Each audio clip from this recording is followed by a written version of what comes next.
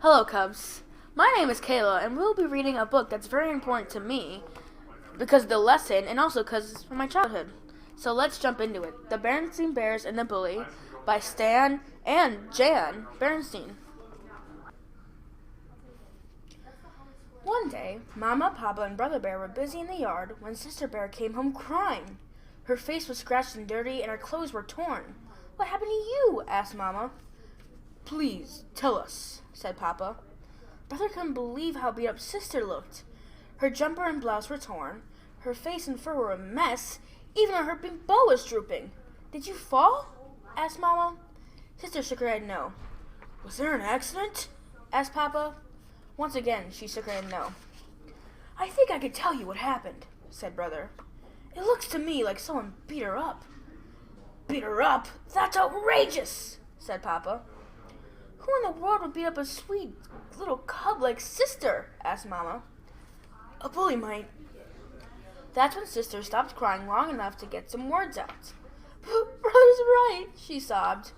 "A no good, nasty, rotten bully beat me up, and for no reason." Just the thought of it made her so angry that she wanted to cry all over again. Mama and Papa helped Sister up the steps and into the house. After a drink of water, she calmed down enough to tell them what had happened. "Lizzie, Queenie, and I were playing tag in the playground when this new cub, a no-good bully named Tuffy, stuck out her foot and tripped me. So I got up and said, 'Why don't you watch where you put your feet?' Before I knew what was happening, it was pow, bam, whammo, and I was flat on my back with this Tuffy character sitting on my chest and rubbing dirt in my face." "Outrageous!" roared Papa. "Where's my hat? I'm going over to the playground and—" Mama pulled Papa aside. "You're going to do no such thing," she said. "But something has to be done," Papa said. "Indeed it does," agreed Mama. "But right now, we have to take care of Sister." She turned to call, "Brother, would you please get me a wet washcloth?" "Where's Brother?" "I don't know," said Sister. "He was here one minute, and the next minute he was gone." Lizzie and Queenie were still at the playground when Brother got there. "I've got a knuckle sandwich for some bully named Tuffy," he said. "Where is he?" "Brother?" said Lizzie. "I think there's something you ought to know." "Never mind the small talk," he growled. "Just point him out and get out of my way." Lizzie shrugged and pointed to the small building that housed the boys' and the girls' room. But there was no one there. No one, that is, but a little girl who was coming out of the girls' room. But hold everything! That little girl was wearing a t-shirt that said Tuffy. "You're Tuffy?" said Brother. "Yeah," she said. "Want to make something out of it?" But you're a girl," said Brother. "What'd you expect me to be, an eggplant?" said Tuffy. Brother Bear was shocked right down to his very bones. The big bully he was going to clean up the playground with was not only a girl, but a little one at that. Maybe even a bit smaller than Sister. When Lizzie and Queenie came over to watch, Tuffy figured out who Brother was. "Hey," she said, "you must be the big brother of that little Miss Pink Hair Bow. She got fresh, so I cleaned her clock. Want to make some out of it?"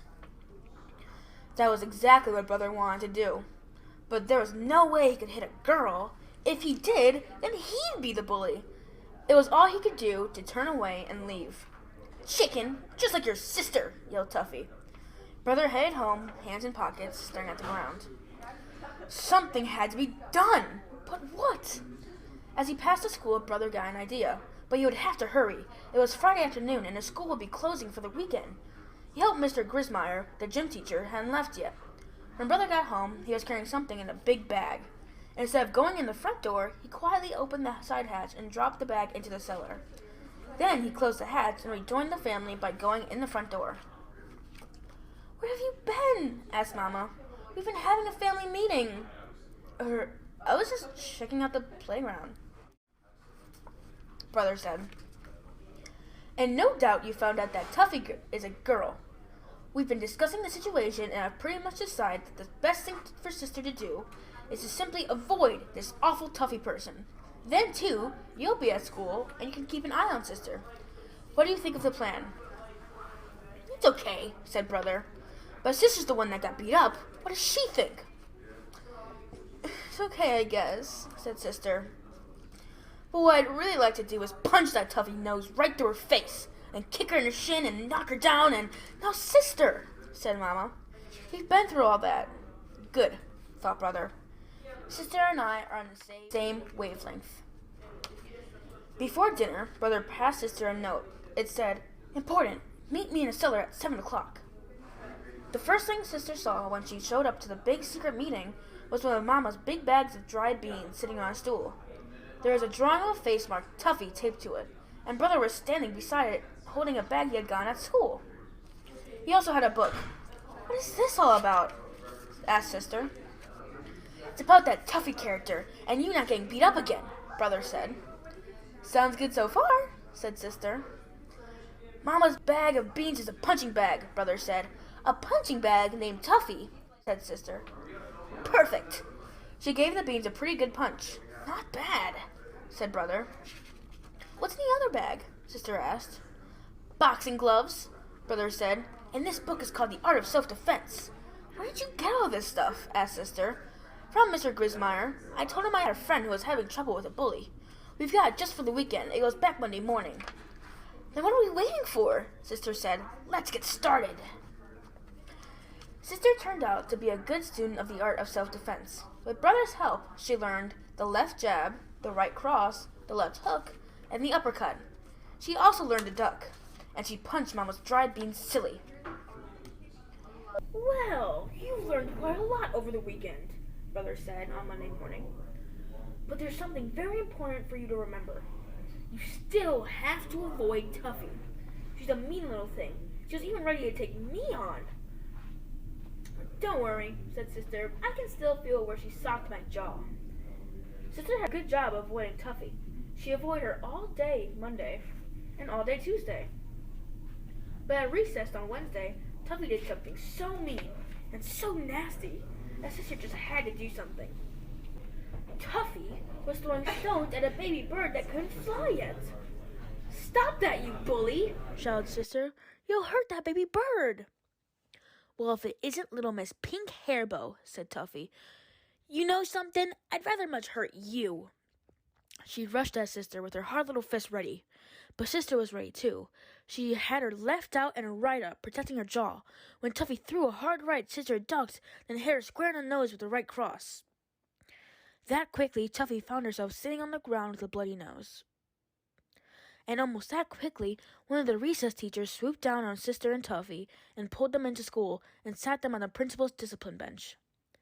Sister's mind was a blurry mix of pride that she had protected that baby bird and shock that she was sitting on the principal's famous discipline bench. But she was even more shocked when she saw that Tuffy was crying. "What are you crying about? I only hit you once," Sister said. "I'm not crying about that," said Tuffy. "What are you crying about?" Sister couldn't help wondering what could make a cub as tough and mean as Tuffy cry. "If the principal tells my mom and dad about this," said Tuffy, I won't be able to sit down for a long time." Thought Sister. Here's a cub who maybe gets hit a lot at home. Maybe that's why she likes to hit other cubs at school. But Sister didn't think about that for long. She was too worried about what was going to happen to her. Mr. Honeycomb, the principal, was very strict about fighting. The way it turned out, one of the other recess teachers had seen the whole thing and told Mr. Honeycomb that Sister was just trying to protect a baby bird. So Mr. Honeycomb let Sister off with a warning. As for Tuffy, the principal didn't call her parents, but she did have to lose a week of school, and she had to visit the school psychologist twice a week for quite a while. That's the end.